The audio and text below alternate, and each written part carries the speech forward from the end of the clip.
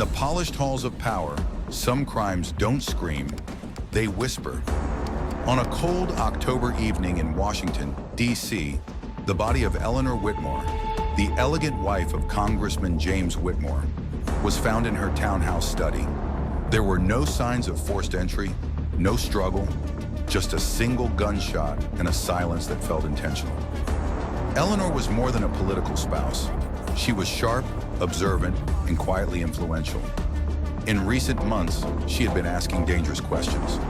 Questions about campaign donations, offshore accounts, and a powerful man who never appeared in headlines. That man was Victor Hale, a respected bank director whose name was synonymous with trust.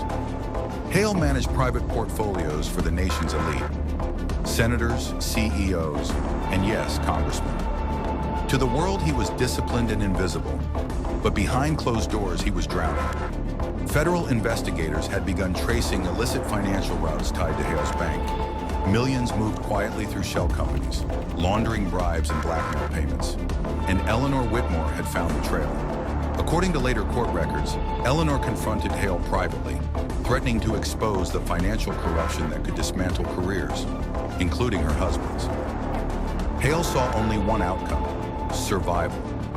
On the night of her death, Hale entered Eleanor's home using an access code he had obtained through a private security firm he secretly financed. He waited. When Eleanor entered the study, he didn't argue. He didn't shout. He fired once.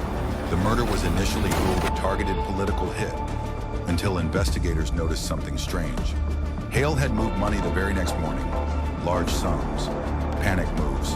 A single banking clerk, barely noticed, flagged the transaction. That alert cracked everything open. Phone records, security logs, a hidden camera Hale never knew existed. When agents arrested him, Hale didn't resist. He only said, "I was trying to keep the system from collapsing." In court, the truth was colder. He wasn't protecting the system. He was protecting himself. Victor Hale was sentenced to life in federal prison. Eleanor Whitmore's name became a footnote in history books, but the lesson remains carved into stone. Sometimes the most dangerous criminals don't hide in the shadows. They sit at the top, wearing suits, counting money, and believing silence will save them. It never does. This is saturating crime, a place where judgments aren't just on wispy airs, they are certainly brought to book.